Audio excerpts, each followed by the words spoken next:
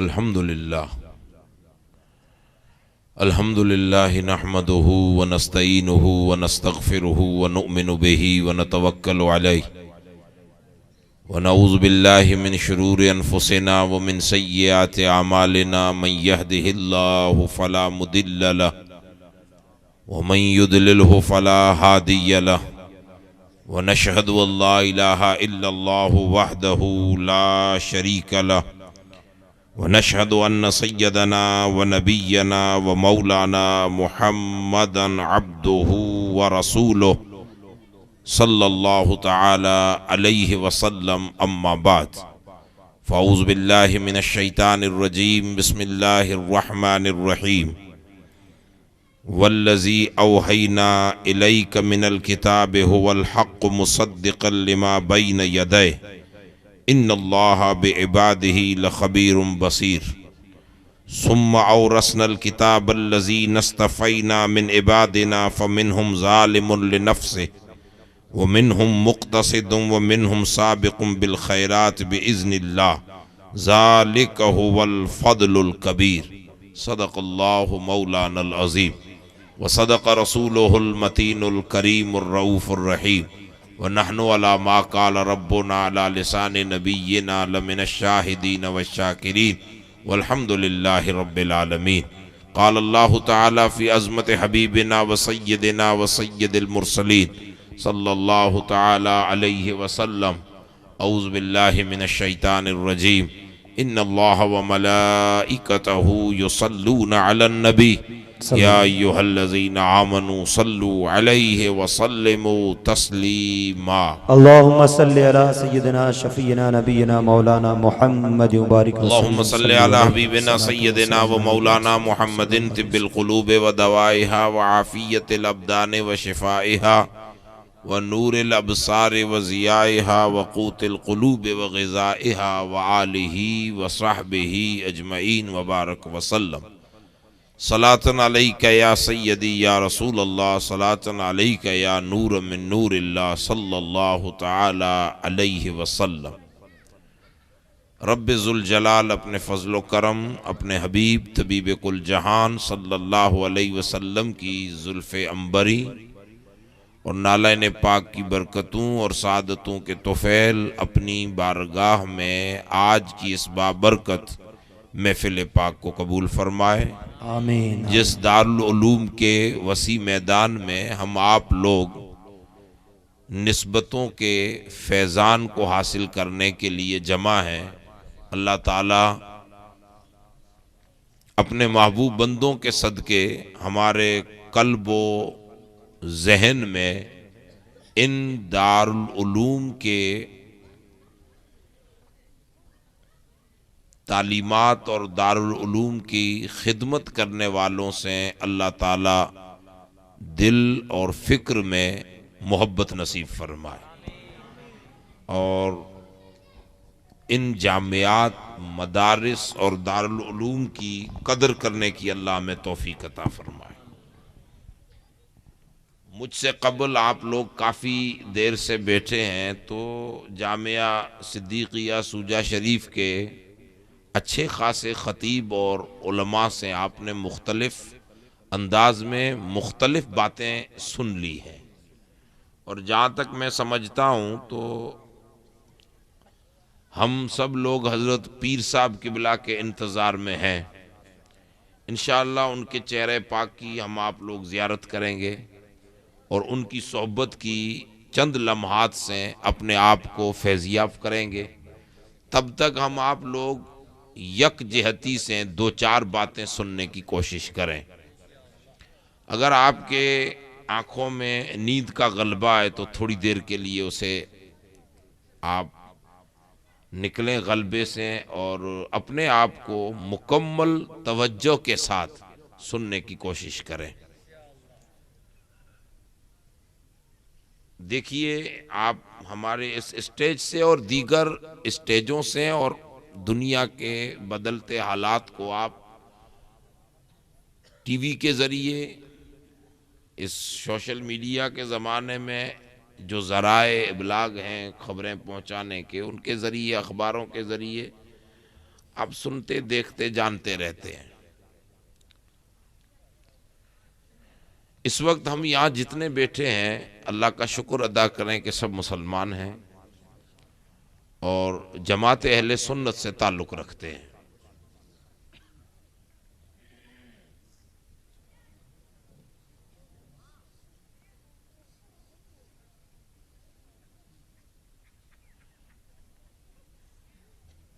ہم جتنے لوگ ہیں مسلمان، اس میں 3 طبق ہیں۔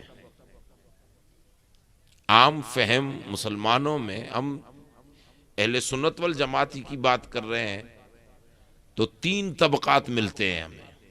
ایک، اولیاء کاملین اور عارفین،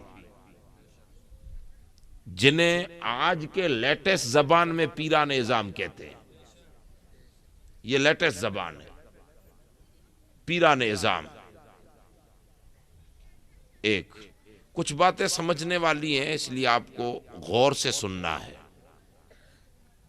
جہاں تک میرا خیال ہے تو آپ لوگ وہ چلم چاٹی والی تقریر کو بہت زیادہ پسند کرتے ہیں۔ ہاں ہو تو آپ کہو گے واہ واہ واہ واہ۔ نہیں، آج کچھ باتیں ہمیں سمجھنی ہے تو بڑی غور سے سمجھنے والی باتیں ہیں۔ یہاں سے لے کر وہاں تک وہ بھائی جتنے کھڑے ہیں وہ بھی کھڑے کھڑے بھی دھیان سے سنیں، آپ کو کچھ باتیں اچھی سمجھانی ہے۔ اس وقت پوری امت مسلمہ میں، اور جب میں امت مسلمہ نام لوں تو میں اپنے ذہن میں اہل سنتی لکھوں گا، وہ پھر الگ ہے کہ جو بھی بٹ گئے وہ اپنی جگہ پہ، لیکن اس وقت 3 بڑے طبقات ہیں۔ ایک، اولیاء صالحین اور عارفین، جن کو آج کے لیٹسٹ زمانے میں لیٹسٹ نام دیتے ہیں پیران اعظام۔ ٹھیک ہے، ایک پیران اعظام ذہن میں رکھیے گا۔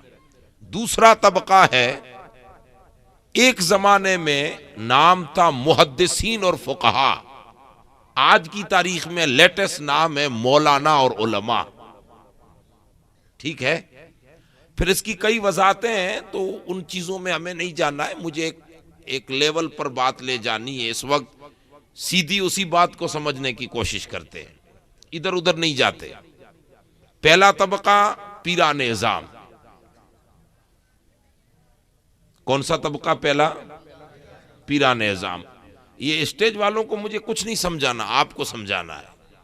یہ سمجھے ہوئے ہیں تبھی تو اوپر بیٹھے ہیں، نہیں تو نیچے ہوتے ہیں۔ اب وہ الگ چیز ہے کہ خود کو سمجھیں یا نہ سمجھیں، لیکن ہیں سمجھے ہوئے، تو آپ کو ہی سمجھانا ہے۔ ایک طبقہ پیران اعظام، ایک دوسرا علماء اور مولانا جن کو ہم کہتے ہیں، علماء کرام۔ دوسرا طبقہ بولیے، علماء کرام۔ اور تیسرا طبقہ عام لوگ، یہ جو عوام ہے، عوام۔ پہلا پیران اعظام، دوسرا علماء کرام، اور تیسرا عوام لوگ۔ یہ جو عام لوگ ہیں مسلمان کلمہ پڑھنے، پھر وہ ڈاکٹر ہو، وکیل ہو، انجینئر ہو، جج ہو، ماسٹر ہو، چوکیدار ہو، عام انسان ہو، کھیتی باڑی کرتا ہو، مال مویشی چراتا ہو، مزدوری کرتا ہو، ڈرائیور ہو، کنیکٹر ہو، جو بھی ہو، عام انسان سب آ گئے۔ تھوڑا بہت پڑھا لکھا جس سے خود کی نماز روزہ کر سکے، اتنے سے لے کر ایک دم عام انسان تک سب آ گئے۔ ہائی لیول پر پیران اعظام، سیکنڈ لیول پر علماء کرام، اور نچلے درجے میں عوام، عام لوگ۔ یہ اس وقت 3 طبقے ہیں کہ نہیں ہیں؟ بھی آپ جتنے ہو یہی 3 تو ہیں۔ اب بیچ میں ہے جو مولانا، جن کو ہم مولانا کہتے ہیں، یہ جو بیچ کا طبقہ ہے۔ اوپر ہائی لیول پر پیران اعظام، نیچے عوام میں اہل سنت، عوام مسلمان، اور بیچ میں کون سا طبقہ ہے؟ علماء کرام، جن کو ہم مولانا کہتے ہیں۔ میں نے پہلے کہا ہے کہ کچھ باتیں ایسی ہیں کہ سمجھنے جیسی ہیں۔ میری آج کی تقریر کو کوئی دوسرا رخ نہ لے جائے، نہ کوئی سمجھے، نہ لے جائے، نہ کوئی کان دوسروں کا ادھر ادھر کرے۔ جو ہے وہ سیدھی داڑھی ہمیں چلنا ہے۔ یہ جو مولانا لوگ ہیں، مولانا علماء، یہ کیا کرتے ہیں؟ کہ عوام کو پیران اعظام سے جوڑتے ہیں، عوام کو، عام لوگوں کو پیروں کے ساتھ جوڑتے ہیں، تاکہ اگر اس پیر کے ساتھ جڑے تو بندوں میں دین آئے، صحبت آئے۔ ان کا کام ہے، اور آپ کو دینی مسائل، دینی معلومات، دینی سمجھ آپ تک پہنچانا۔ اب سب رسول اللہ کے امتی ہیں، پیر بھی حضور کے امتی ہیں، مولانا بھی حضور کے امتی ہیں، اور عام لوگ بھی حضور کے امتی ہیں۔ اگر آپ کو باتیں سمجھ میں نہ آتی ہو تو میں رخ بدل دوں۔ وہ پیچھے والے بھائی سب کو آ رہی ہیں سمجھ میں؟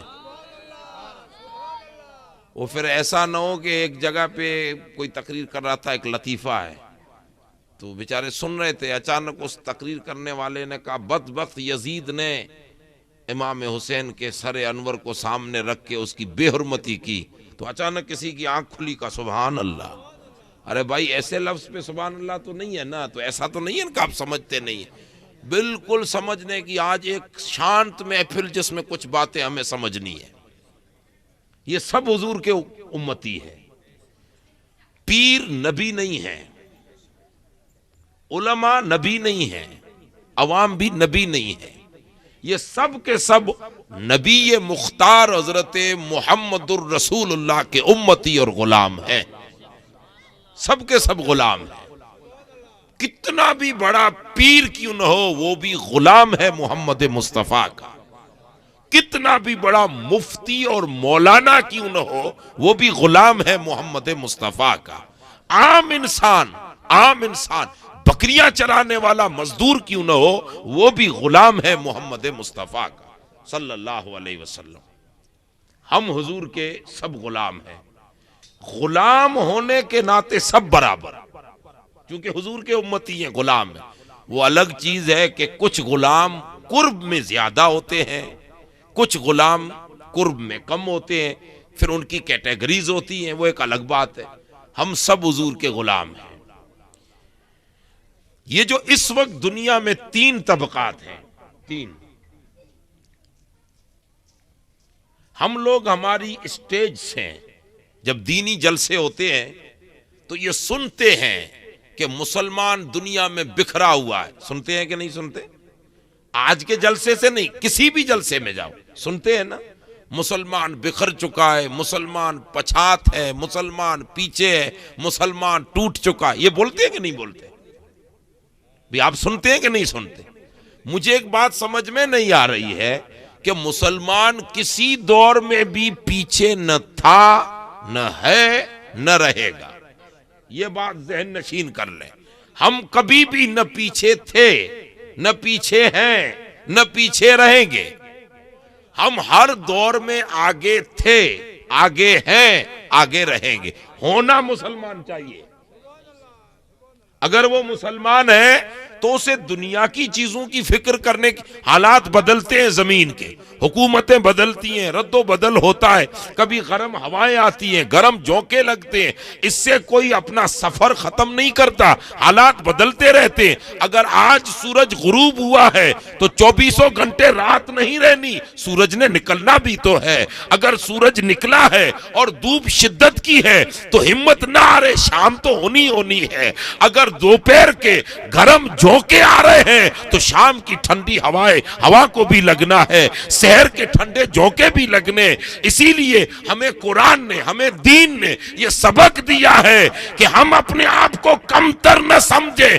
ہم اونچے لوگ تھے، اونچے لوگ ہیں، اونچے لوگ رہیں گے۔ یہ اونچائی ہماری وجہ سے نہیں ہے، ہماری کل بھی اونچائی محمد کے قدموں میں تھی، آج بھی محمد کے قدموں میں ہے، قیامت تک مصطفیٰ کی غلامی میں رہے گی۔ یہ بات یاد رکھ لیں۔ اب مسلمان، پورے مسلمان اس وقت خالی بھارت کے نہیں، ہم اگر بھارت ہی کی بات کریں تو سب بھارت کے مسلمان پڑھ لکھ کے گریجویٹ بن جائے، کلیکٹر بن جائے، آئی پی ایس ادھیکاری بن جائے، ججش بن جائے، ماجسٹر بن جائے، اچ ادھیکار بن جائے، ہائی کوالٹی کے راجنیتک اچ عہدوں پر بیٹھ جائے، پردھان بن جائے، اگر ان کا تعلق مدینے والے سے کٹ گیا تو وہ زیرو ہے، زیرو. وہ علم انہیں عزت نہیں دے گا، لیکن مالدار ہے، پڑھے لکھے نہیں ہے، اگر دل کا تعلق مدینے سے جڑا ہے تو کل بھی عزت والے تھے، قیامت تک عزت والے ہی رہے.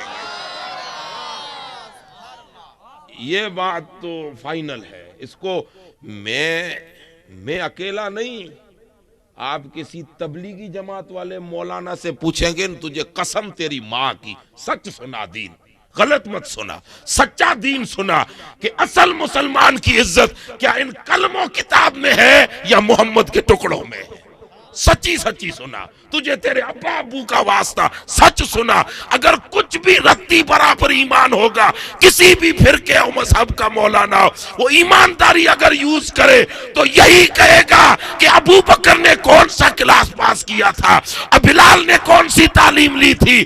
مسلمانوں کی عزت صرف اور صرف محمد مصطفیٰ کی غلامی میں ہے، صرف حضور کی غلامی. اب وہ الگ چیز ہے کہ کچھ پیٹ کے کارنوں سے ہم نے علم چھپا دیا، اسی لیے تو یہ فرقہ واریت ہو گئی. پیٹ کرواتا ہے سب کچھ. ابو جہل سے کسی نے پوچھا، اے بھائی ابو جہل سے کسی نے پوچھا، ابو جہل حضور کا کٹر دشمن تھا. ابو جہل کا نام تو سنا ہے، وڈیرا تھا، وڈیرا سمجھتے ہو، پردھان تھا، پنچ تھا مکے کا، اور 10-15 پنچ تھے، ان میں کا نمایاں تھا، سب کا مکھیا. دولت بھی تھی، منصب بھی تھا. اب پڑھا لکھا تو اس زمانے میں 2-4 لوگ ہی تھے. وہ اپنا کام چلا لیتے تھے جیسے آج کل پردھان چلا رہے ہیں. پڑھے لکھے تو وہ بھی نہیں ہے، آگوڑا چھانپ ہے، لیکن کام چلا لیتے ہیں. جو کچھ ہو رہا ہے دنیا میں نگاہوں کے سامنے. ریئلی ابو جہل نے عمر بر رسول اللہ کی مخالفت کی. کھڈا کھودا گر گیا، حضور نکالنے آئے، اس نے کہا نکالو تو مان لوں کہ آپ رسول ہیں. پہلے رسیاں ڈال رہے تھے تو وہ کھڈا گہرائی میں جا رہا تھا، اونڈا بولتے ہیں آپ، اونڈا ہو رہا تھا. اور جیسے رسول اللہ نے خالی ہاتھ مبارک یوں کیا تو زمین پوری اوپر آ گئی. یہ بھی کتابوں میں لکھا، ایسا نہیں کہ خالی سنیوں کی کتابوں میں، سب میں لکھا ہوا ہے، لیکن ہر کوئی اپنے مطلب کی بات کرتا ہے. اب ہم چونکہ ہمارا رویہ یہی ہے، ہمارا راستہ یہی ہے، تو وہی میری طبیعت تو یہ ہے کہ آدمی کالا ہو، گورا ہو، کسی بھی دھرم کا ہو، جات کا ہو، مذہب کا ہو، فرقے کا ہو، بات اگر حضور کی تعریف کی کرتا ہے تو مجھے پرسنلی مزہ آتا ہے. اور حضور میں غلطیاں نکالے تو بھائی کیوں نہ وہ مردود ہے. یہ ایک طبیعت ہونی چاہیے انسان کی. اب حضور نے ہاتھ دیا تو اونٹا کنواں اوپر آ گیا. اب اس کو تانگا بولتے ہو، کیا بولتے ہیں، وہ اوپر آ گیا. باہر نکلا تو برابر نکل گیا کہ اب گرنے والا نہیں ہے. تب اس نے کہا نکال تو دیا لیکن جادو کرو. ٹھیک ہے کوئی بات چلتا ہے. نہیں مانا. پورے عرب کے بڑے بڑے فصیح اور بلیغ عربی بولنے والے، جن کی عربی میں کوئی مقابلہ نہ کر سکے. ہم اونٹ کے کتنے نام رکھتے ہیں، آپ مارواڑی میں اونٹ کو کیا بولتے ہو؟ اونٹی بولتے ہو. ہم اونٹی بولتے ہیں، گجراتی ہانڈیا بول رہے ہیں، ہندی والے اونٹی بول رہے ہیں، اردو والے وہی بول رہے ہیں. سنسکرت میں کچھ اور نام ہوگا، انگلش میں کچھ اور نام ہوگا، عربی میں اس کو ابل کہیں گے. جو بھی ملا کے کتنے نام آئیں گے، 10 نام. اہل عرب میں اتنے ہوشیار لوگ بیٹھے تھے جو اونٹ کو 70 سے 60 لفظوں سے یاد کرتے تھے. اتنے نام. یہ شہد ہم کھاتے ہیں نا، شہد آپ کیا بولتے ہیں مارواڑی میں؟ صحت. یہ ماکھی، ہم لوگ اس کو ماکھی بول رہے ہیں، شہد بول رہے ہیں، ماکھی بھی بول رہے ہیں. اب اس کے نام کتنے ہوں گے؟ سب دنیا کی بادشاہ ملائیں تو ملا کے 101 نام نہیں ہو سکتے، 50 نام۔ اہل عرب 120 ناموں سے یاد کرتے تھے، اتنے ہوشیار لوگ تھے۔ ایسے سب ہوشیاروں کو جمع کیا ابو جہل نے۔ آمنترن دینے والا کون؟ ابو جہل۔ کہاں جمع کیا؟ مکے میں۔ سب ادھر ادھر سے آ گئے۔ مکھیے لوگوں کا آمنترن ہوتا ہے تو نہ آتا ہے وہ بھی آ جاتا ہے، مکھیے لوگوں کا آمنترن ہے نا، سب آ گئے۔ اس نے کہا ایک کام کرو، ہمارے مکے میں محمد نام کا ایک بندہ پیدا ہوا ہے، ہمارے خاندان سے ہی ہے، یعنی کچھ دور لیکن ہے ہمارا ہی پریوار، قریش خاندان۔ اس نے دعویٰ کر دیا ہے میں نبی ہوں، مجھ پہ وحی اترتی ہے۔ تو اس سے عربی میں ایسی مقابلہ کرو کہ چونکہ وہ تو کہیں گیا نہیں ہے، اس نے کسی کے یہاں پڑھا نہیں ہے، ہمارے سامنے ہی بڑا ہوا ہے، نہ کوئی اس کا استاد ہے، نہ ٹیچر ہے، نہ ماسٹر ہے، نہ کالج ہے، نہ یونیورسٹی ہے، نہ اسکول ہے، کچھ بھی نہیں گیا۔ ہمارے ساتھ ہی ابو ابا خاندان سب یہی تھے، بکریاں چرائی ہیں، اونٹنیاں چرائی ہیں، یہیں پہ گھوما پھرا ہے، کہیں گیا نہیں ہے۔ تم تو بڑے پڑھے لکھے لوگ ہو، دنیا بھر میں جاتے گھومتے ہو، عربی میں تمہیں بات کرنی ہے اور ایسی جم کے باتیں کرنی ہے، 2-4 باتیں جس سے محمد کی زبان بند ہو جائے صلی اللہ علیہ وسلم۔ پلاننگ تھی اس کی۔ یہ بھی ساری کتابوں میں باتیں لکھی ہوئی ہیں، میرے باپ نے کچھ نہیں لکھا ہے، جو کچھ ہے وہ کتابوں میں ہے، سب کچھ لکھا ہوا ہے۔ اب سب کے بیان کرنے کا انداز الگ ہوتا ہے۔ سب جمع ہو گئے۔ حضور کو کسی نے بتایا یا رسول اللہ ابو جہل تو سب کو جمع کر رہا ہے۔ ایک بشری طبیعت ہے نا۔ حضور علیہ السلام نے بارگاہ خداوندی میں عرض کی، مولا وہ ابو جہل تو ڈنڈورا پٹوا رہا ہے، سب کو جمع کروا رہا ہے۔ اللہ پاک نے وہی بھیجی کا محبوب وہ کروا نہیں رہا، تیرا رب کر رہا ہے۔ مولا تو کہاں، تیرا رب تیری شان ظاہر کروانا چاہتا ہے، اس کے لیے کفر کو پکڑا ہے۔ ابو جہل کے ہاتھوں سے شہرت کروا رہا۔ سب آ گئے۔ اب جب 50 شاعر جمع ہو گئے تو رسول اللہ صلی اللہ علیہ وسلم کو بلایا۔ حضور حرم مکہ میں انٹر ہوئے۔ اس وقت یہ بڑا کوئی اتنی بلڈنگیں یہ کچھ تھا نہیں، 1400 سال پہلے کچے جھونپڑے تھے، کعبۃ اللہ مبارک وہی تھا۔ جیسے حضور انٹر ہوئے تو حرم پورا کھلا ہے اور سب لوگ مکے کے باہر والے سب جمع ہو گئے اور سب ایک دوسرے سے باتیں کر رہے ہیں کہ آج تو محمد ہار جائیں گے، ان سے بات نہیں کر پائیں گے۔ لیکن اعلیٰ حضرت کہتے ہیں تو کسی کے گھٹائے سے کیا گھٹے، جبکہ بڑھائے تجھ کو اللہ تیرا۔ کسی کے گھٹائے سے کیا گھٹے۔ اب جیسے حضور انٹر ہوئے تو سلام کا تو اس وقت رواج تھا نہیں، کیونکہ اگر اپنے ہوتے ابو بکر عمر ہوتے تو سلام ہوتا۔ ابو جہل اور ان سے کیا سلام کرنا ہے، کھڑے ہو جائے ادب کے لیے۔ ادھر پیچھے آ کے بیٹھ جاؤ۔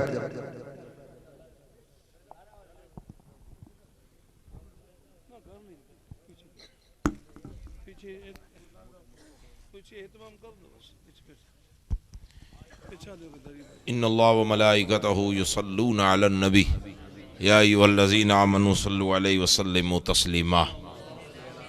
سیدنا مولانا محمد وآلہ وصحبہ۔ آپ لوگ یہ اس سے کوئی غلط ذہن نہ لے جائیں، بچیوں کو پیچھے بیٹھا کے پروگرام میں شرکت میں ہی رکھنا ہے، لیکن پردے کا مسئلہ ہے۔ بچی جب 9 سال سے اوپر ہو جائے تو پردے میں رہے، اسی میں بھلائی ہے۔ ٹھیک ہے، ہمارے مدرسے کا پروگرام ہے، بچیاں آئی سنا ہوا، لیکن حضرت پیر صاحب قبلہ کی یہ ایک عادت ہے کہ وہ پہلے سے بچیوں کو ہر جگہ پر پردے کا بہت زیادہ ہی سمجھاتے ہیں اور پردے کا خیال رکھواتے ہیں۔ یہ اچھی بات ہے کہ اللہ نے ہمیں اس دور فتن میں بھی باشرع شریعت سے پیار کرنے والے اور شریعت کی طرف دھیان دلانے والے پیر اللہ نے عطا فرمائے۔ تو اس سے کوئی مطلب یہ نہ سمجھے کہ کیا کر رہے ہیں، یہ ایک اچھا سسٹم ہے، اچھا ہونا چاہیے۔ جی بیرکیف، اب میں بات کر رہا تھا کہ سب لوگ آ گئے۔ اب حضور حرم پاک میں انٹر ہوئے۔ کون لوگ کھڑے ہیں پہلے سے؟ وہ ابو بکر و عمر و عثمان و حیدر رضی اللہ عنہم تو ہے نہیں کہ سلام کریں، یہ تو سب آئے ہیں حضور کو ہرانے کے لیے۔ کس بات میں؟ بات چیتوں میں۔ حضور جو قرآن پڑھتے تھے اس کے رد میں کوئی ایسا کلام ہو کہ جس کے سامنے رسول اللہ بول نہ سکے. پلاننگ تو یہ تھی، وہ کی ابو جہل نے ہے. اب جیسے ہی حضور انٹر ہوئے تو اب تھوڑی دیر کے لیے آپ جتنے لوگ بیٹھے ہیں، میں نے پہلے 2 الفاظ میں کہا نا، سنجیدگی سے باتیں سمجھ. سب لوگ تصور کریں، اپنے آپ خیال میں جائیں کہ حضور جیسا حسین کائنات انسانی میں نہ کوئی آیا ہے، نہ کوئی قیامت تک آ سکتا ہے.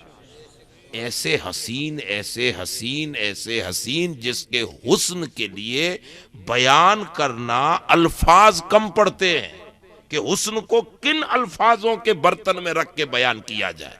یعنی الفاظ جہاں ختم ہو جائے حسن کو بیان نہیں کر سکتے.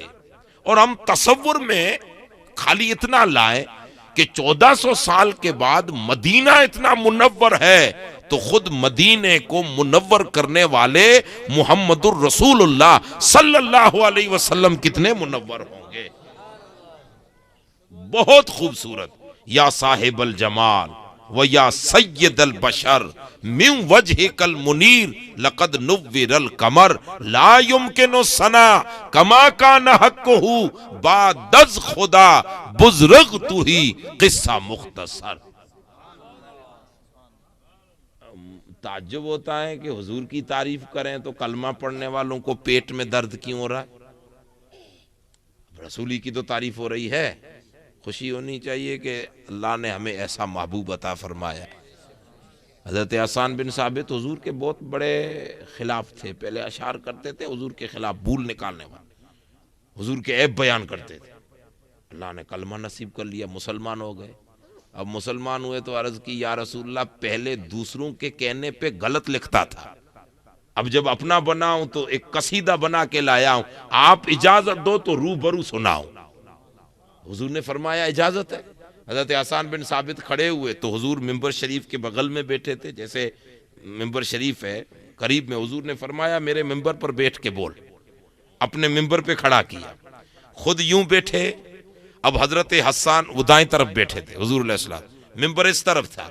حضور مسجد نبوی شریف میں، حسان ممبر پہ کھڑے ہوئے. کیا بولیں حضور کے لیے؟ پہلا جملہ حسان کا دیکھیے. آپ ہم پر تو فتویٰ لگا سکتے ہو کہ رسول اللہ کی شان کو بڑھا رہے ہیں، یہ بڑھانا گھٹانا ہماری اوقات سے ماورا ہے. ہماری اوقات ہی نہیں ہے بڑھانا گھٹانا. ہم جانتے ہی نہیں ہے کہ شان ہے کتنی. لیمیٹ معلوم ہو پھر بڑھائیں تو ہوا بڑھانا. ہمیں لیمیٹ ہی معلوم نہیں ہے. شان لا دینے والا خدا جانے کہ محمد کے رتبے کیا ہیں، لینے والا حبیب جانے کہ ان کی عظمتیں کیا ہیں. سبحان اللہ. ہم تو کروسنگ جانتے ہی نہیں ہے نا. ایک بارڈر معلوم ہو تب معلوم پتا چلے کہ یہاں سے آگے جانا حد پار ہے. حد ہی معلوم نہیں ہے. حضرت حسان بن ثابت نے حضور کے چہرہ پر نور کو دیکھا تو الفاظ کیا نکلے، سارا کتابوں میں لکھا ہوا ہے. میں نے کہا یہ پیٹ چھپواتا ہے. وہ ابو جہل کی کہانی اسی لیے سنائی، وہ اسی ایک لفظ پہ. اب حضرت حسان نے حضور کا چہرہ دیکھ کے جو جملہ نکالا ہے، عرض کرتے ہیں یا رسول اللہ احسن منک لم تر قط عینی.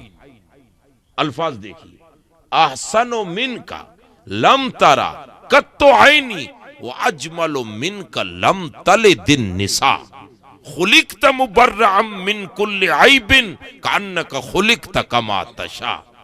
یا رسول اللہ احسن، آپ سے بڑھ کر کوئی حسین، بیوٹیفل، خوبصورت، آپ سے بڑھ کر میری نگاہ نے آج تک نہیں دیکھا.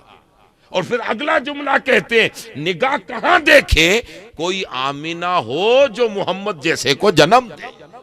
آج تک ایسی کوئی ماں ہی نہیں آئی جس نے آپ جیسا بیٹا جنا ہو. بس وہ ماں بھی کائنات میں بے مثال ہے آمینہ، جس کی گود میں محمد الرسول اللہ پیدا ہو صلی اللہ علیہ وسلم.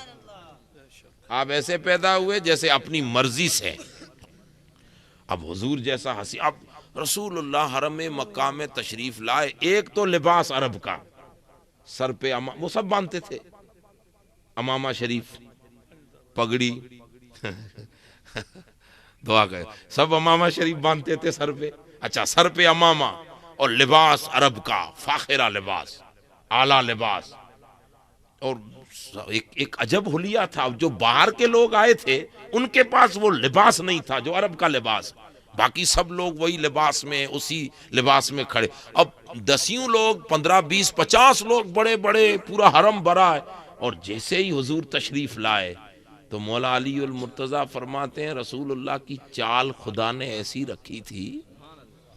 مولا علی روایت کرتے ہیں کہ دور سے کوئی دیکھے تو کان وجیہن اشد وجیہ، اتنے روبدار تھے کہ دور سے دیکھو تو آدمی ڈر جائے. اور جب حضور دور سے قریب آتے نظر آئے، جیسے جیسے قریب بڑھے تو ڈر نکلتا جائے اور حضور کے لیے محبت بڑھتی جائے.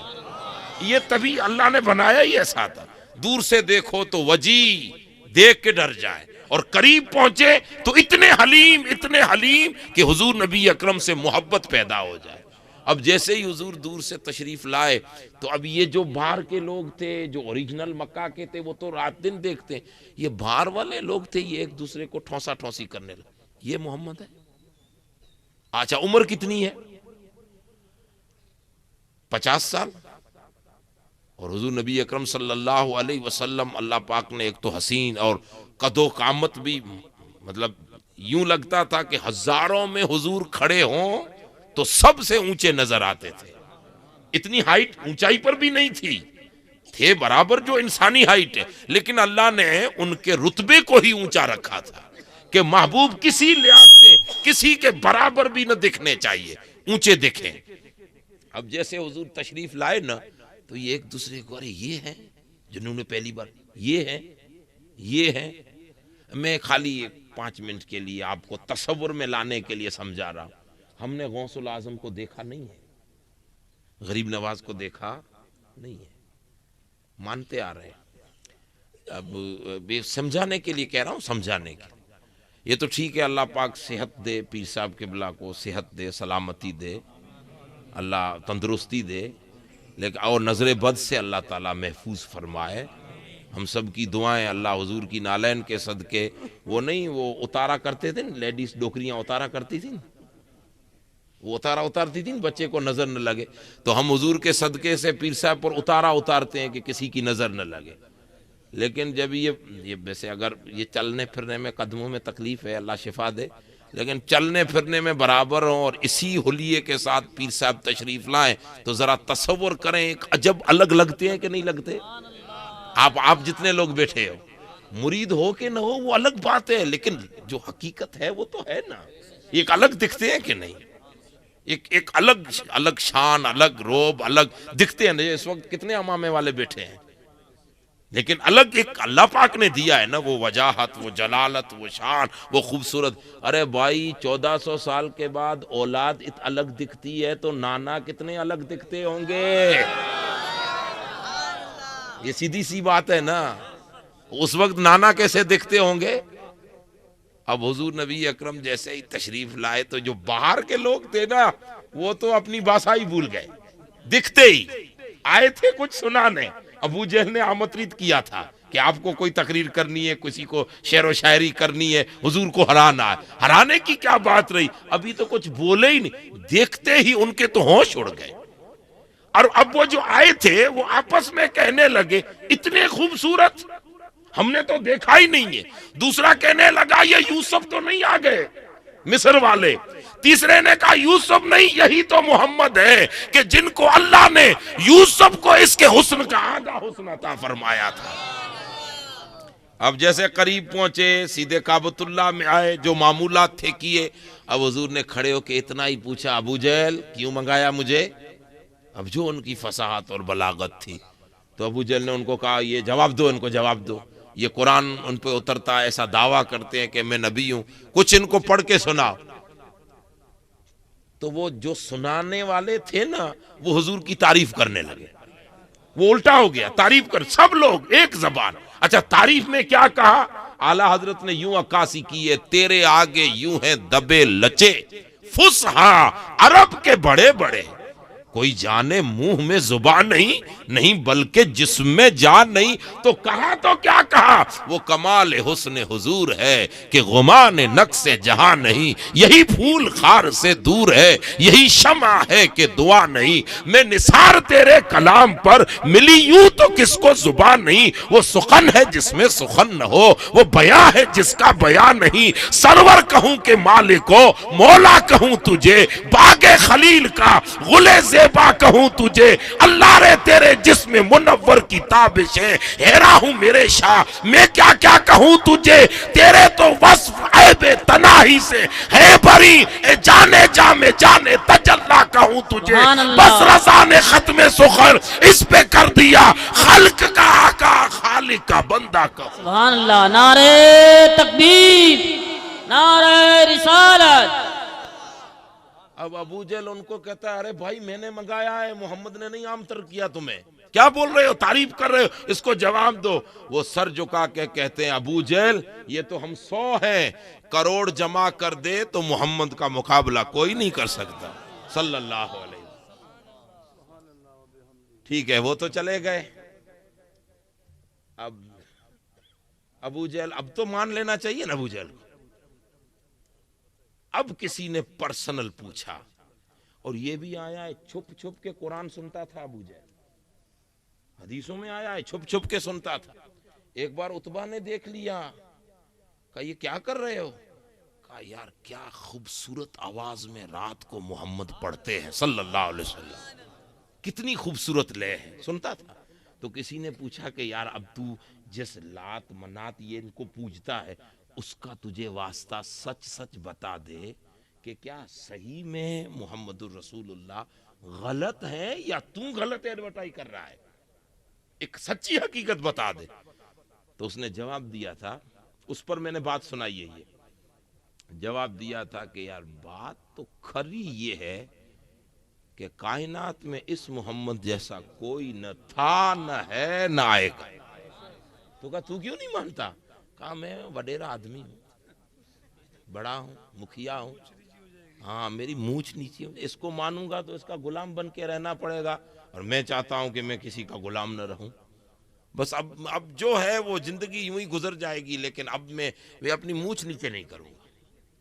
ایمانداری سے میں تو سب کو دعوت فکر دے رہا ہوں، اپنے ہی پریوار کے لوگ ہیں، ان مولویوں سے سچ سچ پوچھو کہ صحیح میں دین بتاؤ کیا ہے، وہ کہیں گے وہ ہاں کر لیں نا، جو ہم مانتے ہیں حضور کو اگر وہ مان لیں تو پھر ہم کہیں گے اتنے سالوں تک دھوکہ دے رہے تھے ہمیں، ان کی مونچھ نیچے ہو رہی ہے، ان کا پیٹ یہ پل نہیں رہا ہے، دنیا کے سکے بند ہو رہے ہیں، کہیں سے آمدنی ختم ہو رہی ہے، فنڈنگ ختم ہو جائے گی، ارے دنیا ڈھونڈ ہے، اسے لات مار اور سچے دل سے بول کہ کائنات میں کل بھی رسول اللہ جیسا کوئی نہ تھا، آج بھی کوئی نہیں ہے، قیامت تک دنیا ڈھونڈنے سے بھی حضور کے مد مقابل لانا تو دور کی بات ہے، رسول اللہ کے جھوڑوں کے برابر بھی کوئی نہیں ہو۔ سبحان اللہ، سبحان اللہ۔ اسی لیے یہی اصل ہمارا ایمان ہے، حضور جیسا کوئی نہیں۔ مجھ سے پہلے کوئی نعت شریف پڑھ رہے تھے نا، اس میں الفاظ وہ قاری علی اصغر کوئی الفاظ پڑھ رہے تھے، کتنے خوبصورت الفاظ تھے،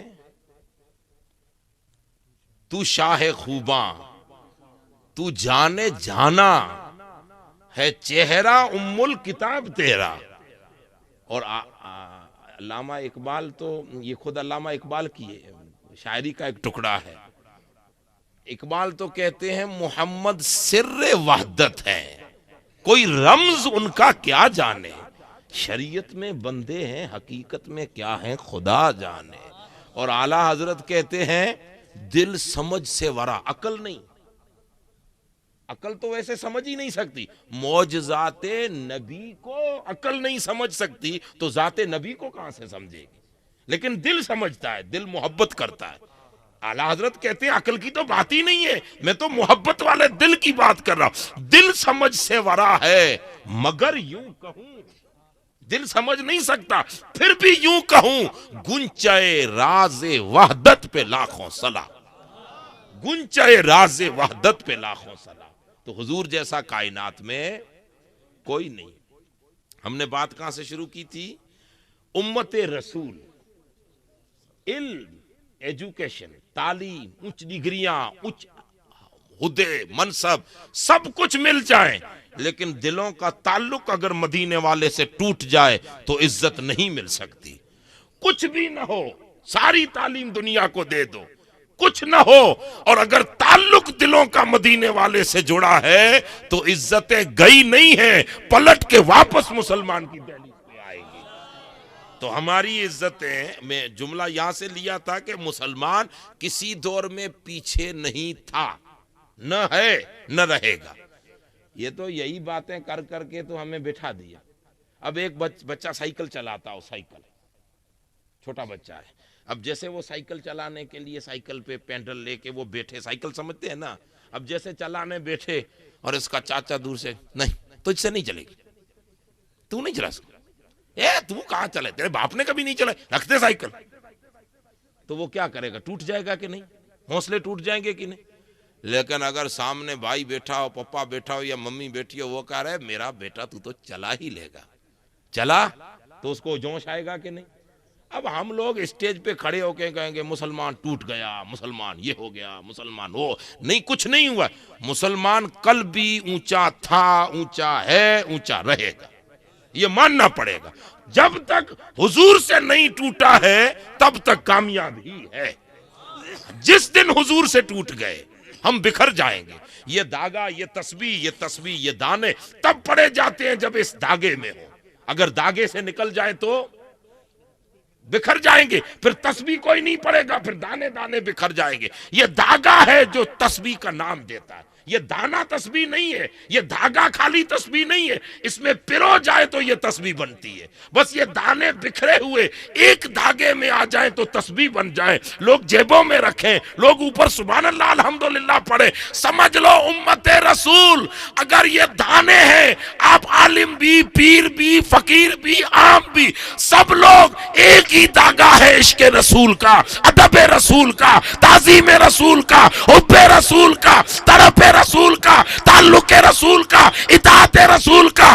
اگر اس دھاگے میں جڑ جائے تو ابو بکر بھی اسی صف میں ہے، بلال بھی اسی صف میں ہے، اس دور کا بھی اسی صف میں ہے، اس دور کا بھی اسی صف میں ہے۔ اور امت اگر دھاگا عشق رسول سے جڑ جائے تو اتنی اعلیٰ تسبیح ہے کہ دنیا والے بھی جھک کے اسے سلام کریں۔ نعرہ تکبیر، نعرہ رسول، عشق رسول، محبت رسول، عشق رسول، سیدی مرشدی یا نبی یا سیدی مرشدی، سیدی مرشدی یا نبی سیدی مرشدی۔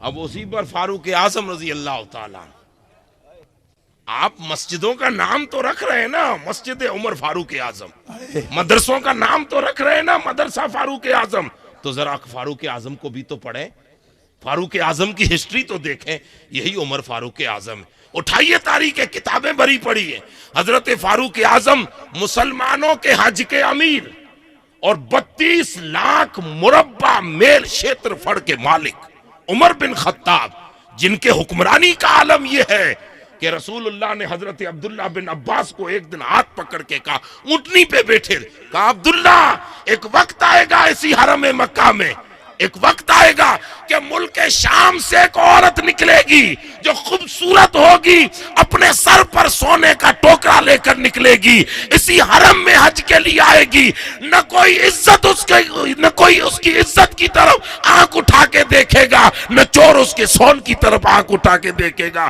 حضرت عبداللہ کہتے میں دن گن رہا تھا کہ وہ دن کب آئے، یقین تھا کہ آئے گا، یقین تھا کہ آئے گا۔ وقت آیا، فاروق اعظم کی دور حکومت ہے، ہم حرم میں کھڑے تھے، ایک خاتون آئی، وہی ٹوکری سر پہ، مجھے کتنے سال ہو گئے؟ حضور نے فرمایا تھا حیاتی پاک میں 2.5 سال ابو بکر کے، 9 سال فاروق اعظم کے، زندگی کے 10 سال گزر گئے۔ وہ لمحات یاد آئے، وہ خاتون جیسے حرم میں پہنچی، میں قریب گیا، میں نے کہا مائی اکیلی آئی ہے؟ کہا اکیلی آئی ہوں۔ بہن اکیلی اتنی خوبصورت، یہ سون لے کے شام سے چلی؟ کہا مشروں کے شام سے چلی۔ کہا کسی نے لوٹا نہیں تیرے سون کو؟ کوئی لٹیرا ملا نہیں؟ کوئی عزت تیری عزت لوٹنے کوئی راستے میں ملا نہیں؟ اس خاتون نے پکڑ کے کہا کیا بات کر رہا ہے، نہ کوئی عزت لوٹ سکتا ہے نہ سونا لوٹ سکتا ہے، وہ اس لیے کہ محمد کے غلام عمر کا دور۔ یہ فاروق اعظم، یہ فاروق اعظم، حضرت فاروق اعظم کا دور حکومت، مسلمانوں کے امیر بن کے حج کے لیے تشریف لائے، حج پڑھ کے ریٹرن ہوئے، مکے کا وہ راستہ چنا جو کسی زمانے میں پرانا مدینہ طیبہ کا تھا، اس راستے سے نکلے۔ راستے میں ایک جگہ پہ حضرت مولا علی کو کہا روکنا، میں آ رہا ہوں۔ گئے تو ایک ٹیلا تھا ریت کا جس پر ایک چھوٹا پتھر تھا، فاروق اعظم اس پتھر پر ہاتھ رکھ کے افسوس سے بیٹھے ہیں۔ ایک روایت میں آتا ہے ریت اٹھا کے داڑھی پہ مل رہے، وہ غزاروں قطار رو رہے۔ مولا علی تشریف لائے یا کوئی اور صحابی ہے، کہا عمر یہاں بیٹھ کے رو رہے ہو، کوئی تکلیف ہے؟ کیا ہو گیا آپ کو؟ مسلمانوں کے امیر ہو، اس وقت پوری مسلم سوسائٹی کے بادشاہ اعظم ہو، رسول اللہ کے نائب ہو، دنیا عمر کے نام سے کانپتی ہے۔ وہ جو کیسر کسرا والے کانپتے تھے نا، وہ عمر کے تیر و تلوار سے نہیں، کوئی اندر کی چیز تھی جن کے نام سے کانپتے تھے۔ کہیے یہاں بیٹھ کے رو رہے ہو، کوئی تکلیف ہے؟ فاروق اعظم نے کہا کوئی تکلیف نہیں۔ تو روتے کیوں؟ کہ بات دل کی اکیلے کو سناؤ اس سے بہتر ہے سب کو سناؤ۔ چلو چلتے ہیں، قافلہ قریب آیا، سب لوگ امیر المومنین رو رہے ہو، کیا وجہ ہے؟ فاروق اعظم نے کہا مجھے میرے ساتھیوں بتاؤ میں کون ہوں؟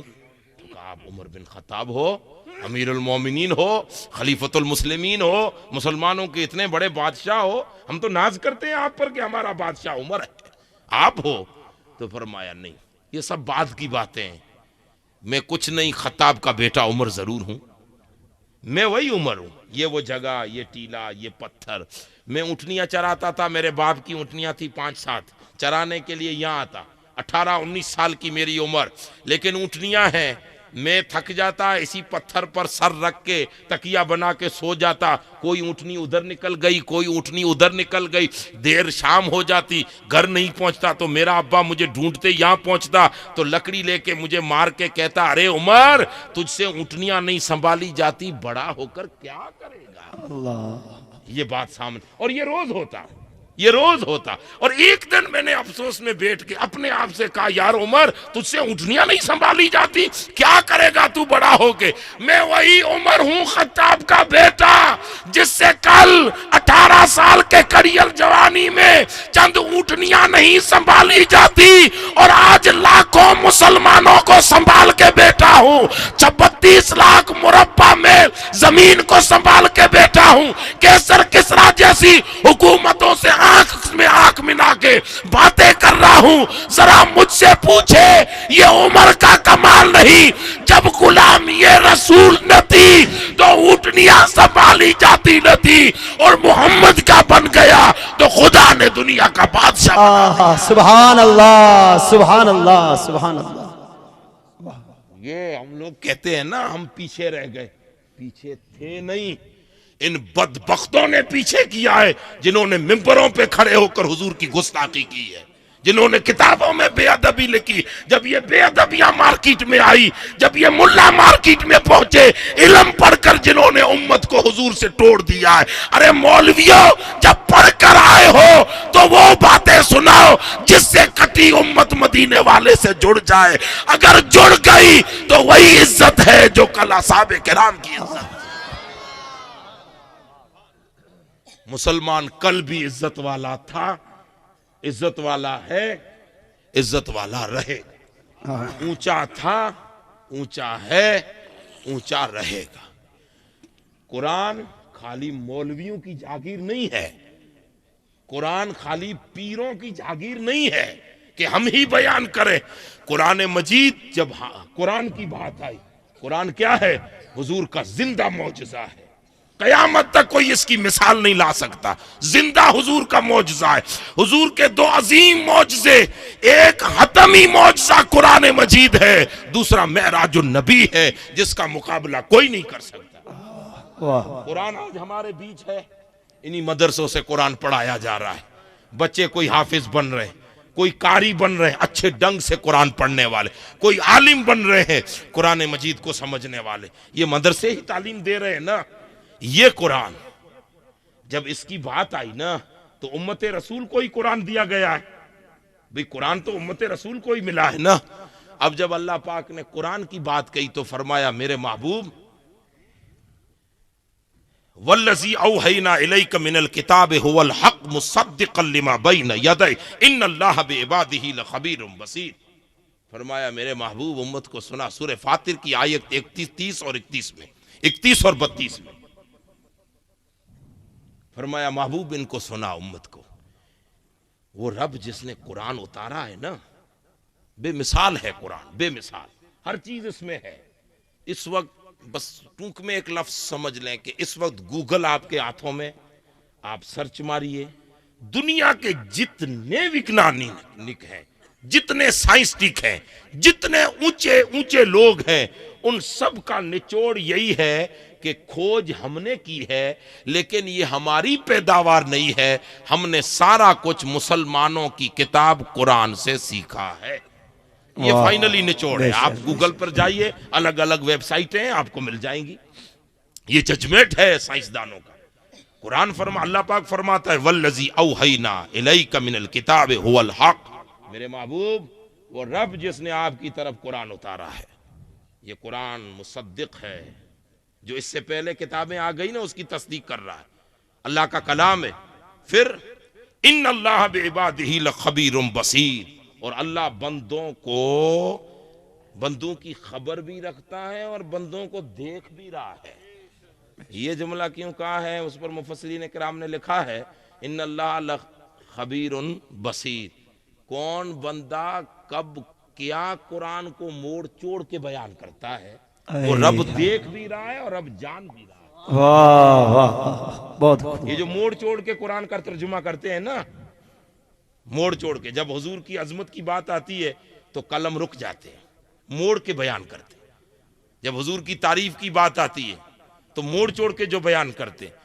ارے بھائی حضرت ابو سفیان کہتے ہیں میں ہرقل بادشاہ کے یہاں گیا، ابھی میں نے کلمہ نہیں پڑھا تھا، اس کے دربار میں بیٹھا تھا، اس نے رسول اللہ کے بارے میں مجھ سے پوچھا تو میرے دل نے کہا کہ آج جم کے حضور کی برائی کروں گا تاکہ یہاں پر اسلام آ نہ سکے. اور جب اس نے مجھے پوچھا کہ بتاؤ محمد کیا ہے تو میرے منہ سے تعریف ہی نکل جاتی. میں دل میں چاہتا کچھ اور کہوں، نکل تعریف جاتی. اور اس پر حضرت شاہ ولی اللہ محدث دہلوی لکھتے کہ ابو سفیان نے فتح مکہ کے دن کلمہ نہیں پڑھا، لوح محفوظ میں اسی دن مسلمان لکھ دیے گئے تھے جس دن رسول اللہ کی تعریف کر دی. واہ واہ واہ، سبحان اللہ سبحان اللہ. اسنا عشرہ میں لکھا ہے شیخ عبد العزیز محدث دہلوی نے. حضور کی تعریف آئے تو رخ بدل جانے چاہیے. اب یہ جو کلمیں رک جاتی ہے نا تو اللہ کہتا ہے تو کس سے چھپا رہا ہے بھائی؟ مولوی صاحب بیٹھک میں بیٹھ کے کس سے چھپا رہے ہو؟ بچوں کو الٹا سیدھا قرآن کا ترجمہ پڑھا رہے ہو؟ رب کہتا ہے یہ نہیں جانتا پڑھنے والا، بیچارے عام لوگ نہیں جانتے، وہ تو تمہاری نفل اور روزہ دیکھ کے چکرا جاتے ہیں، نیک بیچارہ کتنا ہے. رب کہتا ہے میں جانتا ہوں تو کتنا نیک ہے، میں تجھے دیکھ بھی رہا ہوں، تیری خبر بھی رکھتا ہوں.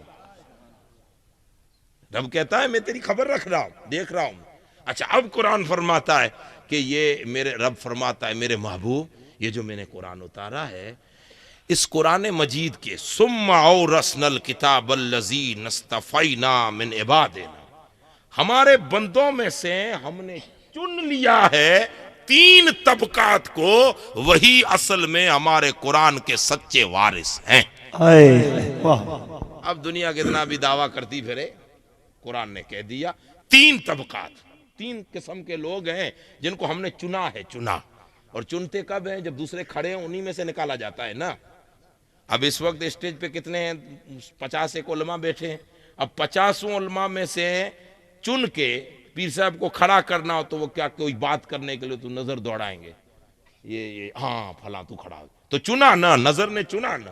رب فرماتا ہے نظر تو ہماری رحمت کی سب کو دیکھ رہی ہے، قدرت کی، لیکن سب کھڑے تھے ٹوپی داڑھی پہن کے، ان میں سے ہم نے چن کے ہمارے قرآن کا وارث بنایا۔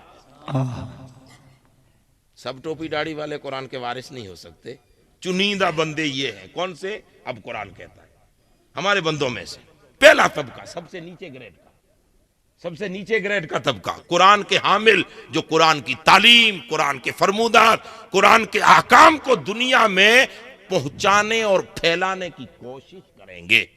تین طبقات۔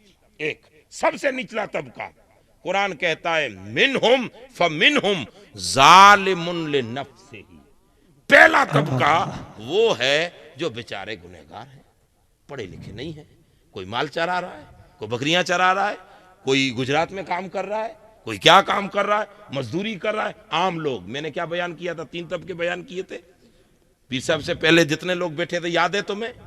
تین طبقے ہی تھے۔ پہلا طبقہ اولیاء اعظام، آج کی لیٹسٹ زبان میں پیران اعظام۔ دوسرا طبقہ علماء اور محدثین، آج کی لیٹسٹ زبان میں مولانا۔ تیسرا طبقہ عوام کا۔ یہی تو بیان کیا تھا، اب قرآن ہی بیان کر رہا ہے۔ فَمِنْهُمْ ظَالِمٌ لِّنَفْسِهِ، ہم اوپر سے آئے تھے، قرآن نیچے سے اٹھا رہا ہے، اور قرآن کی شان یہی ہے کہ وہ نچلوں کو اوپر اٹھاتا ہے، نیچے سے اٹھا رہا ہے۔ فرمایا پہلا طبقہ وہ ہے منہم ظالم لنفسہ، پہلا طبقہ وہ ہے کہ جو بیچارے گنہگار، پڑھے لکھے نہیں ہیں اتنے۔ اب ان کا یہ ہے کہ ایک دن فجر بھی پڑھ رہے ہیں، دوسرے دن فجر پڑھ کے ایسا گناہ کر رہے ہیں جس میں فجر ہو گئی پوری، پھر زور پڑی، پھر گناہ کیا۔ یہ تفسیر ہے، یہی تفسیر ہے۔ تفسیر میں یہ لفظ آئے ہیں کہ ظالم لنفسہ ہی اس طبقے کو کہتے ہیں جو ایک طرف نیکی کی بیت کرے، دوسری طرف بدی بھی کرے۔ صبح اٹھا تو نیکی کی، دوپہر ہوئی تو بدی کی، شام کو پھر نیکی کی، رات کو پھر بدی کی، صبح پھر نیکی کی، تو یہ اٹل بٹل ہوتا رہتا ہے، بچتا کچھ نہیں ہے، جتنا کمایا اتنا ہی کھا لیا۔ سمجھ گئے بات کو؟ 50 روپیہ کما کے آئے تو 50 روپیہ خرچ کر دیے، بلکہ کبھی کبھار 60 خرچ ہو گئے، کبھی کبھار نیکیاں کم ہو گئی، گناہ بڑھ گئے۔ ہمارا حال یہی ہے، ہم سب کا، میں آپ کے ساتھ ہی ہوں، ہمارا حال یہی ہے۔ صبح فجر نماز میں نیکی کی، قرآن پڑھا، فجر پڑھی، الحمدللہ پیر صاحب کے چہرے کی زیارت کی، پھر کام کاج میں ایسے پھنسے کہ ادھر کا ادھر کا، ادھر کا ادھر کا، فون پہ جھوٹ کا سچ سب کچھ ملاتے گئے، زور ہوئی تو گناہ کی گٹھڑی بن گئی۔ پھر دل میں خیال آیا فجر تو ہو گئی پوری، اب ذرا زور میں جاتے ہیں، تھوڑا دلوا کے آتے ہیں، پھر زور میں گئے، کچھ روئے اللہ کی بارگاہ میں، پھر عصر تک مارکیٹ میں کھڑے رہے، الٹا سیدھا کرتے رہے، گناہ پھر آ گئے، نیکی پھر چلی گئی۔ یہی تفسیر ہے، آپ کسی بھی تفسیر کو اٹھا کے دیکھیے، یہی لکھا ہے، یہ ہے ظالم لنفسہ، برابر برابر، بچے گا کچھ نہیں۔ اور قیامت کے دن بھی یہی حال، آگے حدیث آ رہی ہے، میں سنا رہا ہوں سیدہ عائشہ کی روایت۔ ایک طبقہ ہم لوگوں کا، عام لوگ، میں آپ کے ساتھ ہوں، یہ علماء ہیں، عام لوگوں کا، ٹھیک ہے، یہ قرآن کے حامل ہی نہیں۔ تم لوگ کون ہو؟ قرآن کے حامل، اٹھانے والے۔ اٹھانے مانا یہ نہیں ہے کہ سیدھے گھر جا کے قرآن سر پہ رکھ دو، نہیں نہیں، قرآن کے حاملین کی معنی یہ ہے کہ جو قرآن مجید کی تعلیم ہے، ہم کہیں گے باپ جی ہم تو پڑھے لکھے نہیں ہیں، تم ہو بزرگ ہو، تم قرآن کی تعلیم عام کر رہے ہو، تو ہم باقی تو کچھ کر نہیں سکتے، ہم اتنا کر سکتے ہیں کہ تم بڑی یونیورسٹی قائم کر رہے ہو نا، تو تم کرو قرآن کی تعلیم کے لیے، ہم سے اور کچھ نہیں، ہم اپنا سب کچھ قربان کر کے مدد کریں گے، ہم مدد کرتے جائیں گے، تم یونیورسٹیاں بنا دیں۔ سبحان اللہ، سبحان اللہ، وہی کریں گے۔ اللہ، سبحان اللہ، یہی ہے، یہی ہو رہا ہے کہ نہیں؟ اب آپ لوگ کیا بخاری پڑھا ہو گئے؟ آپ میں سے کوئی؟ میں پڑھ کے آیا ہوں، میں نہیں پڑھا سکتا، آپ کہاں سے پڑھا ہو گیا؟ ہم تو سب برابر ہی ہے، بھول گئے کب کا۔ اب تو ٹھیک ہے بیٹھ کے باتیں کر لے، آپ میں سے کوئی کھڑا ہو کے گئے باپ جی فجر نماز میں تو آپ کو پڑھاؤں گا، پڑھاؤ گے؟ نہیں نا، ہم سے نہیں ہو سکتا بھائی، ہم تو بدکار اور گنہگار لوگ ہیں، کیا نیکیاں ہیں، کچھ بھی نہیں ہے، پلو خالی پڑے ہیں ہمارے۔ ایک ادا کو نیکی کر لی تو اس پر ناز تھوڑی نہ کرتے، ہم تو گناہ کی گٹھڑیوں کے سوا رکھتے ہی کیا ہے؟ جو کچھ بھی ہے خالی دامن ہے، لیکن اتنا ضرور ہے کہ مدینے والے تیرے چاہنے والے ضرور ہیں، میرے عبد القادر تیرے چاہنے والے ضرور ہیں، معین الدین تیرے چاہنے والے ضرور ہیں، باقی تو کچھ پلڑے ہے نہیں۔ میرے پیر تو آگے بڑھتا جا، ہم آپ کے لیے راستہ ضرور کانٹے ہٹاتے جائیں گے، کانٹے ہٹانا ہمارا کام ہے، اور علم کے دریا بہانا یہ پیران عظام کا کام ہے۔ یہ ہم لوگ ہیں نچلے طبقے والے، ٹھیک ہے۔ اب قرآن فرماتا ہے کہ پیر صاحب بیٹھ کے پڑھائیں گے تو نہیں نا یونیورسٹی میں، وہ سوجا شریف چھوڑ کے یہاں آئیں گے پڑھائیں گے نہیں. اب اگر یہ پڑھانے جائیں گے تو آپ کہاں جاؤ گے؟ لوگ کہتے ہیں انباب جی کو کیا ہے، صبح اٹھنا، فجر نماز پڑھ کے سو جانا، اسنان پانی کر کے مریدوں میں گھومنا، پھیرے دینا، دعوت کھانا، اور کیا ہے؟ ارے بھائی یہی بڑی بات ہے، ایک دن کر کے تو دیکھو. نہیں ہوتا ہے، یہ ایڈجسٹ نہیں ہوتا ہے، یہی بڑی بات ہے. ان کو سنبھالنا ہی بڑی بات ہے. ایک حدیث میں نے پڑھی ہے اور وہ بھی ایک اچھے خاصے بزرگ کی لکھی ہوئی ہے. وہ بیان کرتے ہیں کہ حضور علیہ الصلوۃ والسلام قیامت کے دن امت کے ان لوگوں کو چنیں گے، حشر میں چنیں گے. یہ کس کو، کن کو؟ جو زمین پر، حضور فرمائیں گے فرشتوں وہ ان لوگوں کو چن کے لاؤ جو زمین پر میری امت کو سنبھالتے تھے. یہ بڑی بات ہے نا بھائی. اچھا یہ ہے ظالم لنفسی، ہم آپ لوگ ہو گئے. اب تیسرا طبقہ، وہ نیچے سے قرآن اٹھاتا ہے نا. قرآن فرماتا ہے ہم بھی حاملین قرآن ہیں، اپنے جتنے ہیں نا سب ہیں. اب دوسرا طبقہ قرآن کہتا ہے وَمِنْهُمْ مُقْتَصِدٌ، اور دوسرے وہ لوگ ہیں جو درمیانہ ہیں. یہ درمیانے والے لوگ وہ ہیں کہ جن کے پاس نیکیاں بھی خوب، کبھی کبھار ایک چھوٹا موٹا گناہ اتنا بڑا ہو جائے کہ نیکیاں پھر وزن میں کم ہو جائے، کبھی بڑھ رہی ہیں کبھی گھٹ رہی ہیں، کبھی بڑھ رہی ہیں کبھی گھٹ رہی. ہمارے پاس تو کچھ ہے ہی نہیں، خالی دامن ہے. لیکن یہ بیچ والے جو ہیں، کچھ نیکی بھی ہے کچھ عمل بھی ہے. تو یہ کون ہے؟ علماء کرام. اب علماء کرام اب اگر پڑھنے جائیں تو دیکھیے، ہم مولانا لوگوں کی عزت نہیں کرتے، لیکن بیچارے 5 وقتی مصلی پہ نماز تو با جماعت پڑھا رہے ہیں، ان کی نماز تو با جماعت ہو رہی ہے. اب ہمارے پاس تو یہ بھی ٹھکانہ نہیں ہے. تو یہ علماء کرام کی جب قرآن کہتا ہے کہ یہ بھی حاملین قرآن، یہ آپ کو قرآن سنائیں گے، سمجھائیں گے، سکھائیں گے، پڑھائیں گے. اب قرآن فرماتا ہے تیسرا طبقہ، منہم، ان میں سے سابقم بالخیرات باذن اللہ.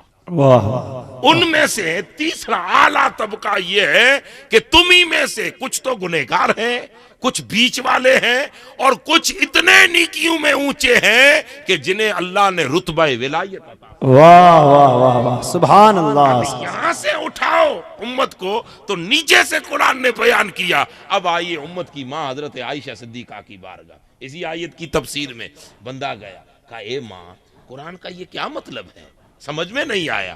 تو سیدہ مسکرا کے کہتی ہیں سابقم بالخیرات وہ ہیں جو سابقون الاولون ہیں. اور حضور نے ایک دن مسجد نبوی میں، حضور کی طبیعت مبارک ہے، بڑے مہربان تھے حضور علیہ السلام، ایک دم مسکرا کے فرماتے ہیں غلامو سابق تو سابق ہے. یہ حدیث کے الفاظ ہے، سابق تو سابق ہے. جو بڑھ گئے نیکیوں میں وہ تو بڑھ گئے، لیکن جو آدھے میں رک گئے اسے بھی محمد چھوڑنے والے نہیں ہیں، وہ بھی میرے ہی ہیں، وہ بھی میرے ہی ہیں. اب فرمایا جو سابقون بالخیرات ہیں وہ بنا حساب و کتاب کے جنت میں. حضور فرما رہے ہیں جو سابقون بالخیرات نیکیوں میں بڑھ گئے، اور نیکیاں اتنی ہو گئی کہ گناہ بچتا ہی، ان الحسنات یذہبن السیئات، وہ گناہ دل گئے، نیکیاں ہی نیکیاں، نیکیاں ہی نیکیاں، جن کو دنیا اولیاء صلحاء عارفین کہتی ہے. اللہ کے رسول نے فرمایا قیامت کے دن بنا حساب و کتاب کے جنت میں. یہ حاملین قرآن. اب حضور فرماتے ہیں کہ یہ جو مقتصد ہیں، جن کے پاس کچھ نیکیاں تو کچھ گناہ، پھر کچھ نیکیاں تو پھر کچھ گناہ، حضور نے فرمایا اللہ ان کا حساب لینے میں آسانی فرمائے گا. حساب وہ تو بنا حساب و کتاب کے جنت میں. کون؟ غوث الاعظم کھڑے تھوڑی نہ رہیں گے ہمارے ساتھ، وہ تو بنا حساب و کتاب کے جنت میں. حساب و کتاب ہوگا ہمارا، جب حساب میں آئیں گے تو حضور نے فرمایا اللہ آسانی فرما. اب یہ جو حدیث پاک ہے نا، حضرت عبداللہ بن عباس سے کسی نے پوچھا اللہ کیسے آسانی فرمائے گا؟ تو جو حساب کتاب کے لیے وہ کاؤنٹنگ کرنے والا فرشتہ ہوگا نا، اس کو اللہ تعالیٰ فرمائے گا یہ میرے محبوب کا امتی ہے، آسان کر دے. یعنی اس کو کہے گا یہ میرا محبوب کا ہے، آسانی.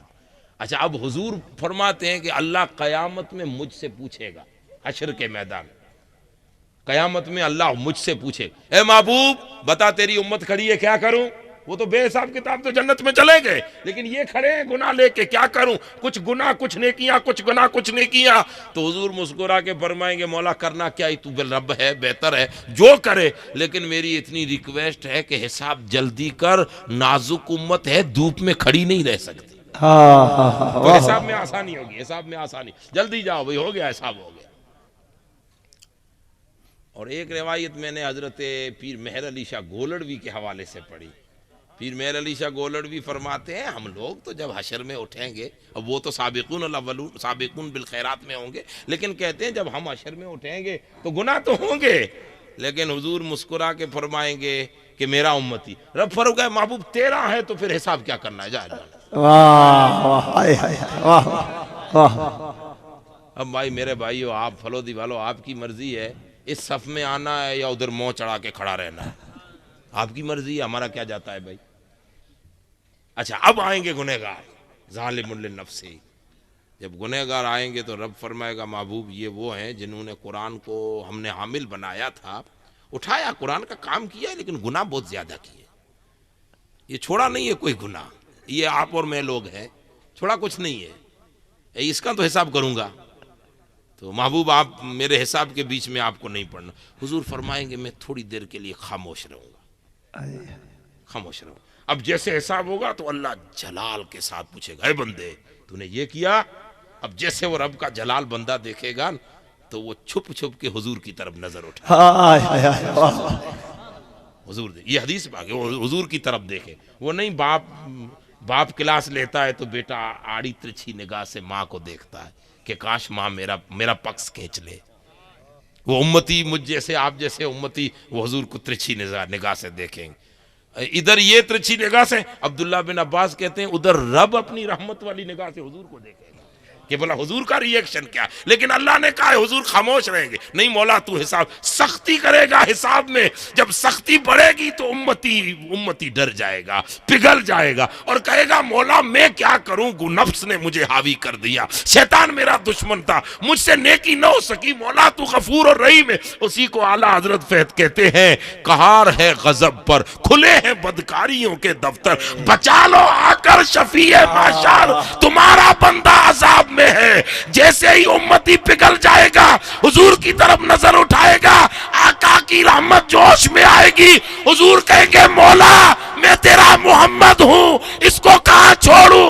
رب کہے گا محبوب اب تو جان اور گنہگار جان، چاہے تو جنت میں لے جا چاہے تو حساب شروع۔ سبحان اللہ، نعرہ تکبیر، نعرہ رسالت۔ فرماتے ہیں اعلیٰ حضرت فرماتے ہیں کہ روز ذوق افزا، کیا ہی ذوق افزا شفاعت ہے تمہاری، واہ واہ، قرض لیتی ہے گناہ پر پرہیزگاری۔ واہ واہ واہ۔ اب یہ سب حاملین قرآن ہیں۔ حضرت سیدہ عائشہ فرماتے ہیں سابقون بالخیرات تو وہ گزر گئے، مقتصد بھی وہ ہیں جو کچھ نیکی کچھ گناہ ہیں، اور ظالم بالنفسی ہم جیسے لوگ ہیں۔ سیدہ عائشہ کا جملہ یہ نکلا، پوچھنے والے چکرا گئے کہ آپ ظالم بالنفسی، آپ تو وہ ہیں کہ جن کی بدولت اللہ کئیوں کو جنت عطا فرمائے۔ یہ عاجزی کے جملے ہیں۔ تو ہم سب لوگ قرآن اٹھانے والے، پیران اعظام پر بھی قرآن کو عام کرنے کی جوابداری ہے، علماء کرام پر جوابداری ہے کہ امت تک قرآن کی صحیح تعلیم پہنچائے، اور امت کی جوابداری ہے مالداریوں دندہ کاروبار کرنے والوں تمہاری جوابداری ہے، مولاناؤں کی غلطیاں ہوتی ہیں درگزر کرو اور مل جل کر مصطفیٰ کے دین کے کام میں مدد کرو، قرآن کی تعلیم عام کرو، اور کوشش کرو کہ علاقے میں جو پتھر اٹھایا جائے پتھر بھی محمد کا غلام نہ ہم سب کی مجموعی جوابداری ہے۔ اللہ تعالی ہم سب کو توفیق عطا فرمائے، ان بزرگوں کی جرمٹ میں ہمیں دین کا کام کرنے کی توفیق دے۔ وما علینا الا البلاغ المبین۔ سبحان اللہ۔